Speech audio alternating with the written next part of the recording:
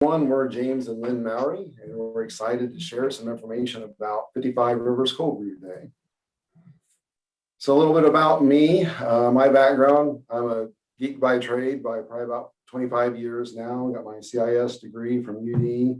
Went on to get my MBA online elsewhere. And then I've got also about 15 years of franchise industry experience.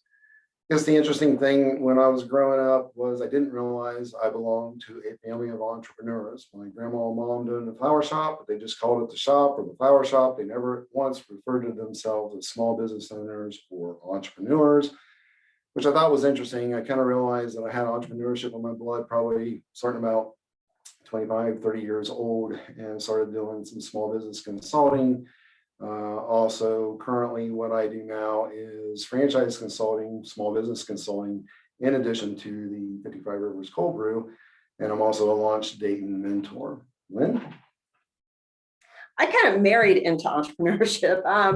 I had both my bachelor's and my master's from the University of Dayton, elementary education and social agency counseling. Then was a child therapist for 5 years, and then decided to chase kids around. So once we had kids, I stayed home for a while until they got into school. And once they started school, that's when my entrepreneurship really kind of took flight, I guess. We became the owners of Pet Butler Dayton, and I was the operator for that for almost 9 years, and grew it from 0 customers to 164, successfully exited that, then chased the kids around a little bit more in high school, and with volleyball and color guard, and here we are now with 55 Rivers Cold Brew. So how did we get started with 55 Rivers Cold Brew? Ironically, I wasn't a fan of coffee. You could almost say I hated coffee 4 years ago. So even though you liked dark beer that tasted like coffee. Details. So I mean, you're not wrong, but I mean, yeah. So definitely liked our dark beer. And at that time was doing a lot of mountain biking, and there was a certain bike that I kind of had an eye on, was talking to the dealer, and they're like, oh, if you're going to buy that bike, you probably ought to try it out before you do. But oh, by the way, the demo days that we had are gone. It was, the weekend before, of course, right? So then that meant that we got online, started looking around. I think that was a Sunday night. We were kind of playing around looking at it and said, oh, wait, there's a place in Roanoke, Virginia that's doing this, and it's next weekend. So that was probably one of those spur of the moment type decisions. Lynn and I hadn't been out for I don't know how long, because we got kids and whatnot, and it was just not something that you would do, is go pick up and take off, right? So we decided that we were going to do it. And I think one of the reasons why Lynn was okay with it was, I mean, she'd mountain bike with me, but she wasn't as into it as I was. And now all of a sudden we're talking about mountains. So that wasn't cool. But I'm like, hey, wait, there's a couple things I might change your mind. And one of them was that the Shoots Brewery was going to be there. So one of our favorite beers was kind of sponsoring the event. So we thought, well, that's good. And then they also would take your bike and put it in the back of a trailer, and then they would drive you to the top of the mountain. Then you get a bomb down. So that was even better. So after explaining those 2 points, we got the green light and away we went. So we started to have a lot of fun. And the Shoots, as I said, was there, and they were actually giving us some drink coins as part of the entry fee. And they had this cocktail hour that they were mixing drinks, and we were trying that at brunch one day, probably a Saturday or so, and they had a black butt Muse, which was just a coffee porter. It was actually pretty good. I was kind of impressed. So, yeah. Of course, then they're handing out all their recipe cards for all this. So we had the recipe booklet, shoved that into the bottom of the purse, and stayed there for a few months. Yeah, so this recipe booklet that was, lo and behold, was going to be the start of everything, because a couple months later, it was Christmas break. We're cleaning the house, getting ready for guests. Run across the recipe booklet, and I'm like, hey, we got the beer, of course, right? We just don't have all the other stuff. So what you want to, try some of this stuff while I'm off? And she's like, sure. So I start going through the recipes, because I'm the cook. I'm trying to figure out what we have and going through it. And I run across a couple things, and I'm like, what's cold brew concentrate? And he's looking at me because, well, I was the coffee drinker, but I was into my hot drinks, my just plain coffee and lattes. And he's like, what is this? And I'm like, I don't know what cold brew coffee is. I was not a fan of iced coffee. So I'm like, no idea. So what do? You go to Myers, right? Because that's where you find everything. I mean, Myers, Walmart, whatever. We just happen to be closest to Myers. So we go to Myers and we start looking around, and lo and behold, we find cold brew. And so we bring some home because, of course, you got to bring a bunch home because that's what I do. I got to try it, and I got to try the best one because, it's going into my really, really good beer, my favorite beer. So I got to try it out before I put it into my drink. And so I'm trying these cold brews out, and Lynn's waiting for me to make this face, and I think she got a little surprised, right? So Jaw dropped to the floor. yeah. So I mean, there's this. I was Actually liked some of it. yeah, I was like, hey, this is actually pretty good. Try it. And so this kind of started us on a journey because the following month I was getting ready to go out to Seattle for a business trip, so I was really looking forward to that. I was going to find all kinds of great cold brew, and when I got back, and right on this Very point, disappointed. yeah, I mean, I was kind of upset, right? So then we started going around the local coffee shops and trying to figure out, who had cold brew, who didn't. And we found some really good ones, found some okay ones, we'll say. But then we also were finding that we go back to the really good ones. They weren't always consistently good. They were changing their beans a lot, this, that, and the other. So kind of started thinking about like, hey, is there something here?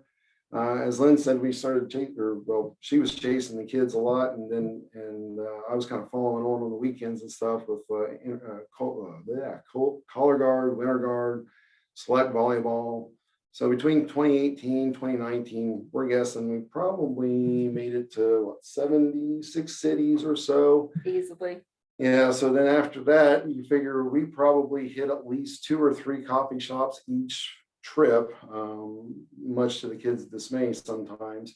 And so we're guessing we probably had about 200 coffee shop experiences where we're trying cold brew and different things like that. And that really kind of helped us kind of hone in on what we liked, what we didn't like, and kind of what we wanted it to be if we were going to start a company. Yep. So really what got into, once we started talking about like, well, we can make a business out of this, we decided that early on that we wanted to be a social enterprise. We also wanted to be making sure that we were living our values and things like that. So the social enterprise became where we were going to put a leadership program together for young entrepreneurs, young adults, where, one of our values is going to be the reliability, inspiration, value, education, and respect, but then also teach self-awareness, communication, creativity, empathy, and commitment. So we're kind of trying to combine all these together and into the company as we continue to move on and continue to iterate and get better. Our message started to kind of take place, and this is where we're at today. So you fast forward to August of last year. Obviously, the pandemic kind of slowed us down when we started this whole process. We had found the building, thought we were going to be launching in the spring, didn't happen. Officially opened on August the 1st with the small retail space that you see there. We're definitely not your typical coffee shop. We don't have sit-down areas. We don't sell in an open container. We have our bottling license with Department of Agriculture. So we sell in very convenient pouches for people to be able to take home and take to work. We're definitely redefining cold brew. I'd always say that, we'd always put our cold brew up against any type of sediment challenge. We just don't have any sediment in ours. It's very smooth. It's great tasting. Like Lynn said, it's a ready to go pouch. I think we've got a great product, and we've got a variety of products that we can bring to the market as we go along. So people have liked the convenience of it. It's a low calorie. We don't have any additives or preservatives into it. And if you do want to add creamer, you can. It just needs very little. And we've got multiple distribution methods right now. I mean, obviously we started out on the retail side of it because that's kind of what the pandemic dictated, but we'd always been set up to do business to business. We can work with other coffee shops, cafes, breweries, groceries, you name it, we can figure it out. So this week we were really excited because all along with the pandemic, we've been doing the curbside pickup. This week we actually launched our delivery. So we're actually able to get it to people a little bit easier who weren't able to make their way to us. And then in the next few months, we'll actually be launching shipping. Yep. So we've got a couple more experiments to do on that. We're getting pretty close. So, Then one of the other things that we're working on is what we're kind of affectionately referring to as the 55 River Barge. So, and that's going to be an unattended refrigerated kiosk. So we're still working through that process, but we'll be able to put these in pretty much any place that wants it. So this is where we're actually looking for a little bit of help. Like I said, we are not your typical coffee shop. So education is kind of key for us and disseminating to everybody what we do. People will come in and say, oh, I just wanted to get a glass of coffee. So we'll explain it, but everybody's always very happy to try it for free. So any help spreading the word, letting people know about us, come in and try our cold brew, because you can try it for free anytime. Business places to be able to put our barge concept. We're looking for locations that people might be working, people might be enjoying entertainment, or places where people are living, apartment complexes. We're looking for locations for that, places that might want to carry our cold brew.